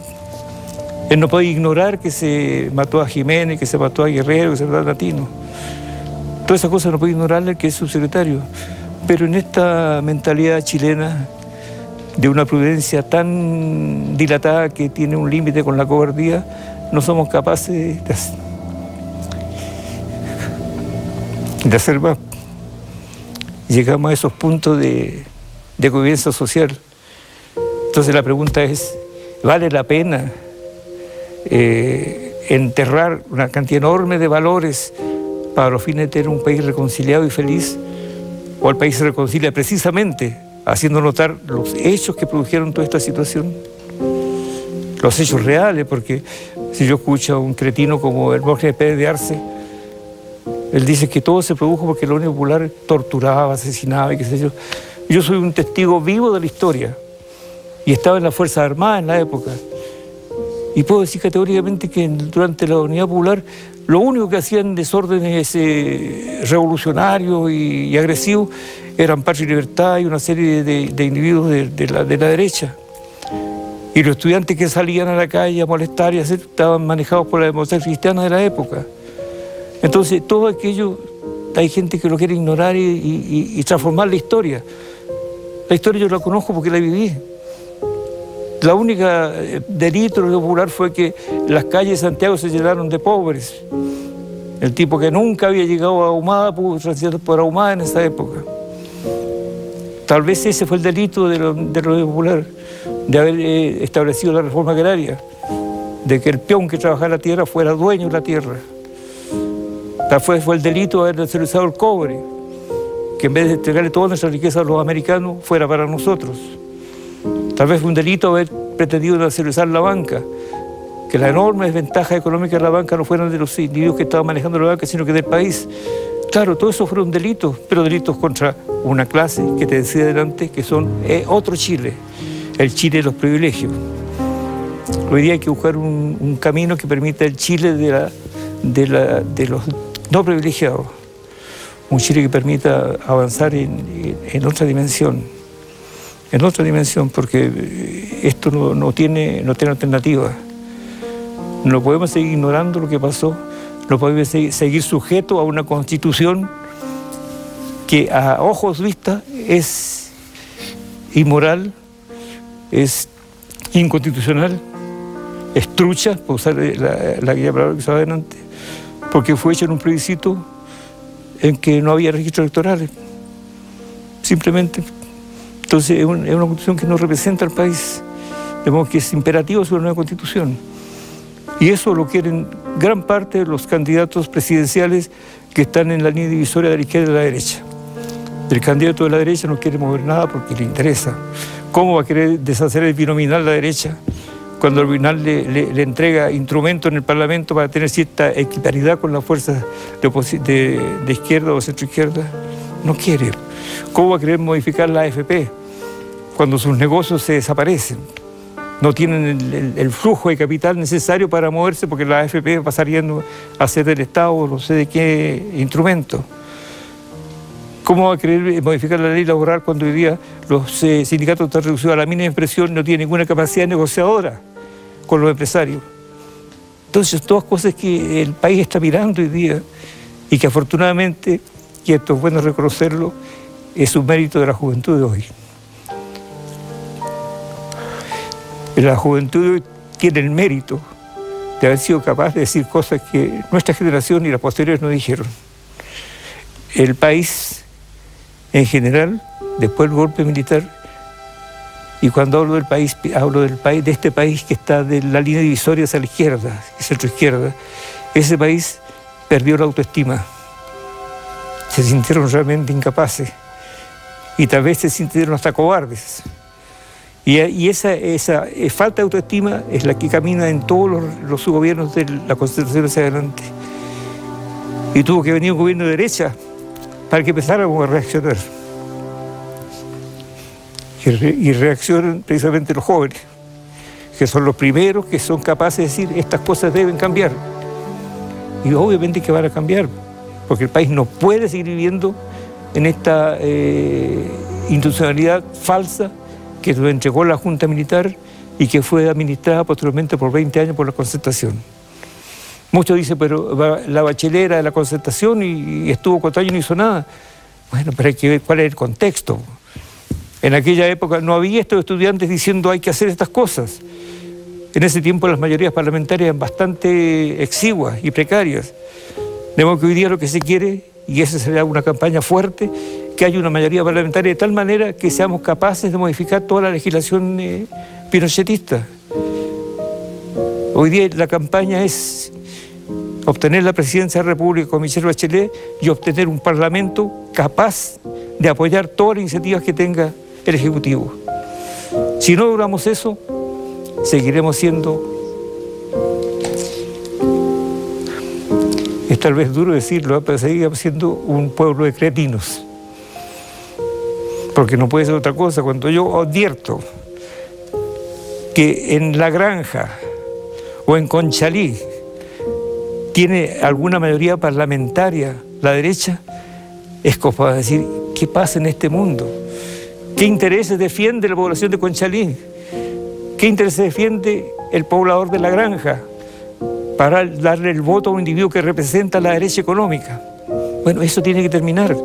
Y eso es lo que dice la juventud hoy día. Eso termina. Bueno, Ernesto, volviendo al plano personal y desde la sabiduría que le han entregado los años y la experiencia, quizás en 1974 su destino hubiese sido otro. La muerte. Sí, naturalmente, claro. Afortunadamente eso no sucedió. Hoy está aquí sentado en nuestro programa hablando su testimonio. ¿Cuáles son las cosas que en estos 40 años lo han dejado contento, lo han alegrado y ha dicho menos mal que no pasó lo de 1974? ¿En el ámbito privado y público? En el ámbito privado y público. Bueno, en el ámbito público, categóricamente el hecho concreto de que ya no temía que llegara un vehículo a mi casa y me sacara a una cancha de fútbol y me pusiera una escopeta en la cabeza. Eso le pasó a todo el mundo, la satisfacción de sentir que por fin se respiraba. Desde luego, el hecho concreto, por mucho que la Constitución no haya hecho lo que queríamos, por lo menos entregó la libertad necesaria para que los individuos se sintieran libres realmente. Esa es una satisfacción enorme. Y después ver que se retoma con Lago y con Michelle la alternativa posible de gobierno de centroizquierda. Eso ha sido notoria. Y ahí le mando mensaje al pistero que efectivamente soy de centroizquierda, ahora y siempre, para que no le extrañe. Y mis juicios son de esa naturaleza. Yo entiendo que mi compromiso es con ese sector y no con el Chile de los que tienen la riqueza, el dinero y el poder hoy día. Eso en el plano político y público, y en el plano personal. En el plano personal tal vez lo más importante es haber conocido a mi mujer actual, el año 90-91, y haber logrado con ella una buena armonía de pareja. Tal vez sea lo más significativo que he tenido. Y por supuesto ver el desarrollo de mis hijos, que han cumplido sus metas profesionales y laborales. ¿Está contento usted con el Chile de hoy? No estoy contento. Todo lo que le he dicho es una muestra de disconformidad. No quiere decir que llego a ser una especie de nihilista del manejo político, económico y social. Usted lo preguntaba estableciendo el parangón con lo que usted vivió hace 40 años atrás. Es decir, con la tortura y la prisión. Bueno, por supuesto que sí, claro. Es distinto estar en un mundo, aunque sea muy imperfecto, a estar metido en una cárcel pública, donde no tiene sensación ni siquiera de profundidad, donde no tiene horizonte. Es obvio que en cualquier régimen que sea de libertad, aunque haya varias situaciones que hacen compleja la vida y relación, es mucho mejor que estar en una cárcel, obvio. Le quiero comentar que durante toda nuestra conversación hemos tenido una alta sintonía. Mucha gente ha estado atenta a su respuesta y a su visión de este Chile y también a su visión personal. Estoy lucubrando, puede ser, puede que no. Quizás una de las personas que están entregándonos esta alta sintonía esta noche es Fernando Matei. Yeah. Si es así, ¿qué le gustaría decir? Bueno, no sé, tal vez decirle en forma bien directa y categórica, que no sea cobarde, que reconozca su complicidad en los actos de la Junta de Gobierno y en los actos de la Academia de Guerra Aérea. No es desdoroso reconocer un hecho cuando es tan evidente. Aunque él no crea que es cómplice, analícese, Fernando, analícese y verá que realmente es cómplice. Y por último, si la justicia chilena, con sus exóticos fallos, lo exime de toda responsabilidad, la opinión pública sabe que es responsable, sabe que es cómplice. Nadie dice que es asesino, nadie dice que es torturador, pero sí es evidente que es cómplice. Y la complicidad es un delito. Don Ernesto, tomando en consideración que han pasado 40 años, rescatando sus últimas palabras, si Fernando Matei llegase a reconocer complicidad en estos hechos, en esta violación a los derechos humanos, ¿cuánto le serviría al país? En términos morales le serviría mucho, porque ya digo, esa falta, esa ausencia de autoestima del pueblo chileno ha sido habitualmente exacerbada por los fallos judiciales, porque pareciera que la justicia se abre hacia la puerta derecha. Siempre en los fallos se colude la farmacia, no son responsables. Se roba la plata a Pinochet, no es responsable. Entonces, ¿a dónde llegamos con eso? Eso es una bofetada al pueblo chileno. Los fallos habituales de la justicia chilena se abren hacia la derecha. Y eso es una bofetada para el pueblo chileno. ¿Cuántos individuos que violaron derechos humanos no han sido exonerados por la justicia chilena? ¿Cuántos juicios no están todavía postergándose y alargándose? Y cuando llega un juicio a final y castiga a un individuo, tiene 541 días de cárcel remitidos. ¿Cuál es la sanción que recibió? La sanción moral. Bienvenida sea la sanción moral. Pero el hecho concreto es que el tipo tuvo un juicio tardío y una culpa, un castigo mínimo. Eso deteriora la autoestima del pueblo chileno. Y en eso estamos hoy día recuperándola. Y la vamos a recuperar cuando tengamos un gobierno como que estamos avisorando, que sea capaz de romper todos estos diques que han contenido la reacción del pueblo en su conjunto, que permita que toda aquella estructura ideada por Jaime Guzmán y establecida en la Constitución desaparezca. Y hay una inclusión que dé plena derecho a muchas situaciones que hoy día se soslayan, entre ellos el reconocimiento de los pueblos mapuche como una etnia parte de la sociedad chilena. Desde eso hacia adelante, la Constitución tiene que hacerse cargo, que hacerla de nuevo, hacerla que sea la expresión real de cómo queremos movernos. Porque una Constitución es eso, es que la sociedad dice, de esta manera queremos movernos. No es el esquema del derecho romano, así se trabaja, así se hace y punto. No, nosotros queremos movernos, queremos que la sociedad misma diga, esta es la manera que queremos conducirnos. Y conforme a eso hagamos una Constitución que son las normas por las cuales las vamos a regir. Eso espero que suceda en Chile y tal vez allí podría morirme un poco más feliz. Don Ernesto, las redes sociales se siguen moviendo, como es habitual en nuestros Mentiras Verdaderos. Por ejemplo, acá @superstealing dice Ernesto Galás, hombres como él son verdaderos héroes militares. @abogada presente dice la mejor clase de historia de Chile, felicitaciones al programa, honores a Galás. @_Nis Martínez_, qué fuerte volver a revivir lo peor de este país y qué valiente testimonio de Ernesto Galás. @Susana Gac dice Galás, limpio de espíritu y correcto, me sorprende cómo habla, sin odio y con un gran amor a su país y a la democracia. Y @comadre Calu dice, el programa de hoy debiera ser repetido para que los jóvenes conozcan los horrores de la dictadura militar.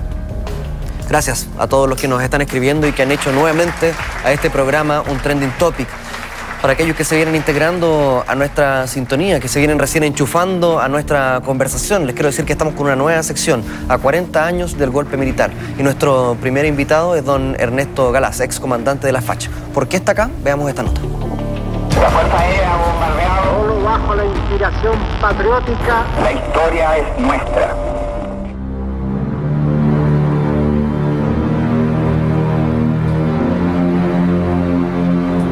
Para el golpe de Estado de 1973, Ernesto Galaz llevaba 30 años de servicio como comandante de la Fuerza Aérea de Chile y no tenía problemas con manifestar su afinidad con el gobierno de la Unidad Popular. Tras el golpe, fue acusado de traición a la patria y en 1974 fue condenado a pena de muerte por el Consejo de Guerra de la FACH y estuvo a punto de ser fusilado. Pero durante el tiempo que permaneció detenido, fue compañero de celda del general Alberto Bachelet, además de ser compañeros en las torturas que les propinaban. Hoy, teniendo cerca de 90 años, el oficial en retiro Ernesto Galaz desclasifica detalles inéditos de la prisión y muerte del general Alberto Bachelet. La Fuerza Aérea bombardeado solo bajo la inspiración patriótica. La historia es nuestra. 40 años del golpe militar, nuestra nueva sección. Queremos profundizar con don Ernesto sobre la figura de Alberto Bachelet, pero antes te quiero hacer una pregunta. ¿Todavía tienes que ir a un café, a un bar, a una biblioteca, o a un restaurante, o a un centro comercial a buscar internet? No, vamos. Bueno, con la ciberindependencia de Entel podrás hacer todos tus trámites desde la comodidad de tu casa. Así es, porque ya no tendrás que salir para tener tu ciberindependencia, menos ahora que la banda ancha móvil prepago Entel está a solo 14.990 pesos. Ya lo sabes, disfruta de toda la comodidad que te entrega la ciberindependencia de Entel. Entel, vivir mejor conectado, siempre gracias a la ciberindependencia que nos entrega Entel para todos en Mentiras Verdaderas. Don Ernesto, tal como lo decía hace unos segundos, hemos tenido una conversación muy grata, una conversación que ha generado expectación e interés por parte de toda nuestra audiencia. Qué linda manera de comenzar esta sección a 40 años del golpe militar con su presencia. Y qué enriquecedor es para todos los que hacemos el programa, el Mentiras Verdaderas, que esta entrevista esté teniendo una buena audiencia. Se habla siempre de esta televisión basura que no entrega contenido. Qué bueno es que se premie este tipo de conversaciones cuando las estamos haciendo. Don Ernesto, quiero profundizar en la figura de Alberto Bachelet. Sí, claro. Me gustaría saber cuál cree usted, más allá de lo evidente, de lo que nosotros conocemos, de los datos empíricos, de sus problemas cardíacos, ¿cuál cree usted que es finalmente la razón de la muerte de Alberto Bachelet? Es decir, más bien las causas que llegaron a la muerte. O las causas. Claro. Creo que allí jugó mucho una especie de odio institucional contra Bachelet. Bachelet era el jefe de administración de la Fuerza Aérea, el escalafón de contabilidad. Y el presidente Allende en aquella época necesitaba a alguien para que administrara aquel sistema de abastecimientos. Y se fijó en Alberto Bachelet en razón de su capacidad profesional y en razón de que también era masón, lo que le daba cierta confianza en la tarea que le iba a entregar. Y lo pide la Fuerza Aérea y el general Lee acepta y manda a Bachelet en comisión de Bachelet al gobierno en esa función. Y esa función la desarrolla muy bien, casi diríamos excelente. Y eso fue creando una animadversión en sus compañeros. ¿Una envidia? Y envidia, y en el fondo hay algo allí que hay que entenderlo en el contexto de la época. Bachelet estaba ayudando a solucionar problemas que tenía un gobierno que para este otro sector era un gobierno enemigo. Entonces Bachelet se estaba pasando al enemigo. Al otro bando. Al otro bando, al apoyar las políticas de Allende. Y eso le fue creando una animadversión de tal naturaleza que el general Lee le pide a Bachelet que renuncie al cargo de director de contabilidad y que se dedique solamente al asunto abastecimiento que le había encomendado Allende. Y Bachelet acepta.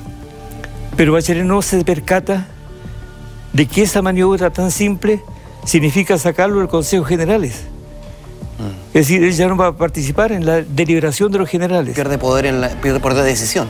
Claro, y de información, porque no sabe lo que están haciendo, lo que están pensando, lo que están fraguando. Entonces, allí hay un hecho bien histórico que conviene rescatarlo. Es una maquinación que lo saca del Consejo de Generales para poder actuar tranquilo y en su afán golpista y dejarlo en esta faena. Y entonces, como Bachelet insiste en trabajar bien en la tarea que le entrega Allende, crea este odio. Y este odio es el que lleva a los golpistas a tomarlo prisionero el primer día. Y así toman a mucha gente por esa sola cosa. Le señalo a usted para que la opinión pública también lo tenga claro. En el proceso que se caratula Bachelet y otros, da la impresión de que Bachelet comandaba un grupo de individuos que estaba en contra de esta posibilidad de restablecer, entre comillas, la democracia en Chile. Nada más falso que eso. Bachelet no tomaba parte en ninguna de estas actividades. Y estas actividades tampoco eran de consenso, ni de consumo, ni algo orgánico. Llegó a tal punto que un abogado que defendía al capitán Carvacho, un señor Hermosilla, en la revista Tercilla de la época, develó esta situación. Hizo un esquema de cómo eran diferentes grupos de personas que estaban apoyando al gobierno popular y que estaban siendo metidos en un solo saco. Entonces allí aparece claramente que a Bachelet se le trata de, por odio, meter en este proceso y enlodarlo hasta el punto de hacerlo como el líder de un movimiento que trataba de oponerse al golpismo. Bachelet fue un leal funcionario del presidente Allende y fue leal a la Constitución y a la ley, y eso le valió la cárcel y le valió finalmente la muerte. Y como él, hay muchos otros oficiales que, sin tener más delito, por decir algo así, entre comillas, que el ser afín a la Unión Popular, de aceptar los planteamientos políticos y sociales de la Unión Popular, se conquistaron la enemistad de sus pares. El coronel Minami nunca tuvo ninguna relación de ninguna especie con grupo y nada de eso. Está metido en el proceso. Por el solo hecho de que se le ha asignado la entrega de un plan a su hijo, Carlos, que en ese tiempo era un activo militante del MIR. Y todavía era un plan ridículo, sin ninguna gravitación.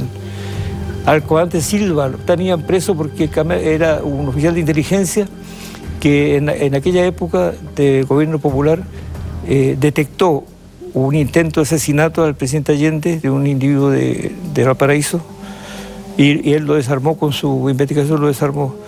Eso no se lo paró nunca. Y en este saco que estoy diciendo, lo metieron a él.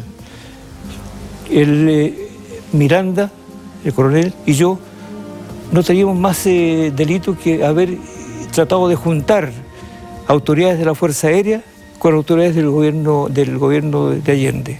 En mi casa hacíamos reuniones entre Esnaque, Lazo, Ariel Ulloa, etc., y generales de la Fuerza Aérea como Gutiérrez, como Figueroa, como Soler, etc., para que conversando entendieran qué es lo que quería la Unidad Popular y que no eran unos individuos que estaban entregando el país a una potencia extranjera, ni mucho menos.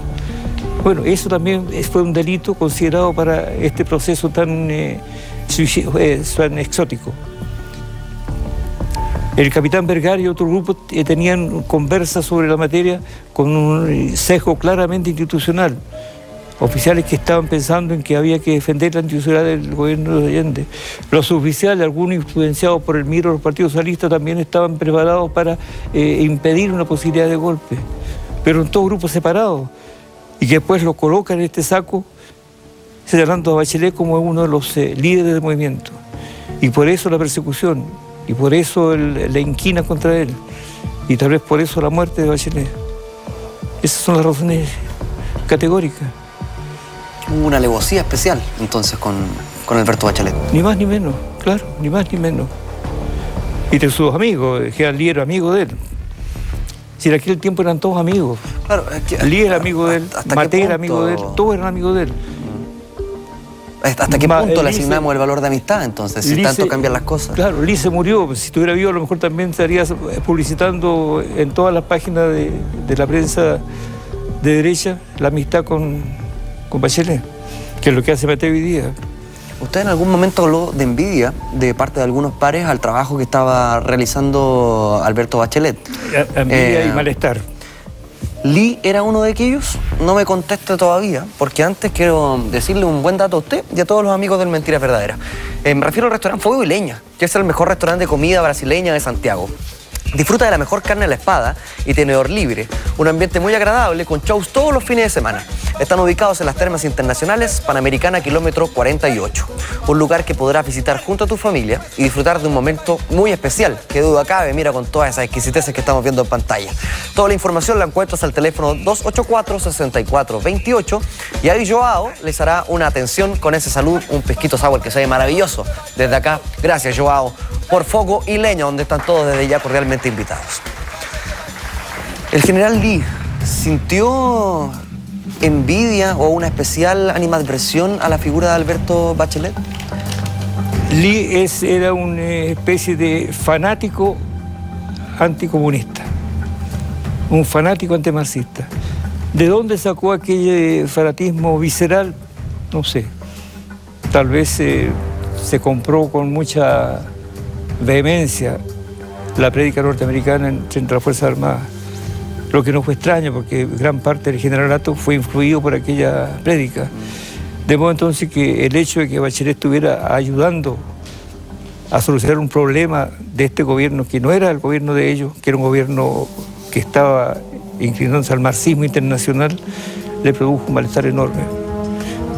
Y ahí entiendo yo que el malestar no es en la persona de Bachelet, es en la persona del Bachelet funcionario. No es el Bachelet persona. Sino aquel que está prestando servicios para la UP. Claro, que está prestando servicios a un gobierno que para ellos es fatal para el país. Y le hago la misma pregunta, pero con la figura de Fernando Matei. Sí. Fernando Matei, que era más joven, como bien dice usted, con una relación de amistad con Alberto Bachelet, también empezó una cierta suspicacia por la función que él estaba cumpliendo para el gobierno de Salvador Allende, ¿o hay otros datos quizás más personales que también están involucrados? No sé tal, porque la verdad que en ese aspecto Matei tiene una responsabilidad enorme en toda aquella época en que él es coronel y asume la dirección de la Academia de Guerra Aérea. Él cuando se produce el golpe está en Londres como agregado y llega después acá y le entregan el mando, de acuerdo con él, virtual, con lo cual, repito, él estaría haciendo uso de sus requisitos de forma dolosa para ascender a general. Bueno, él asume la Academia de Guerra Aérea con los subterráneos llenos de presos, con la capilla, con todo el instrumental para colocar corriente eléctrica, con una guardia que le entrega al regimiento de artillería para que cuide el entorno. O sea, le entrega todo lo que la Junta había determinado dentro de ese recinto. Allí están las dificultades de Matei. No tiene nada que ver con Bachelet, salvo el hecho de que Bachelet es uno de los que llega también a la Academia de Guerra Aérea a ser torturado y que él piensa y él señala que no sabe y que lo ignora. Y desgraciadamente para la información nacional se pretende que el único preso en la Academia de Guerra Aérea es Bachelet y que si no estaba allí Matei cuando Bachelet es torturado, Matei es inocente. Tal vez así lo considera el juez Carroza. Resulta que Matei es el director de la Academia siempre, durante todo el 74, con Bachelet ahí torturado o con cualquier otro personero torturado, un suboficial, un civil, lo que fuera. Él está allí. Entonces es cómplice de todo aquello. No basta con que no estuviera presente en las torturas de Bachelet. Es culpable de complicidad en la tortura de todos los demás personeros. Don Ernesto, para ir cerrando nuestra conversación, un testimonio humano que sin duda sirve para todos aquellos que estamos siendo testigos de lo que usted está diciendo. ¿De dónde se sacan la fortaleza? ¿De dónde usted sacó la fortaleza en el momento en que estaba siendo torturado? Durante 5 años, con esa incertidumbre de escuchar un motor que estaba llegando y que se lo podían llevar en cualquier momento a X lado para sufrir X tortura de la índole de la que usted nos mencionó hace un rato atrás en esta conversación.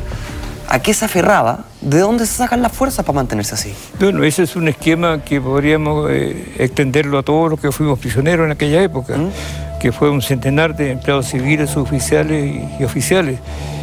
Tal vez en la conciencia que teníamos clara de que no éramos responsables de ningún delito y que todo lo que nos hacían declarar era bajo la tortura.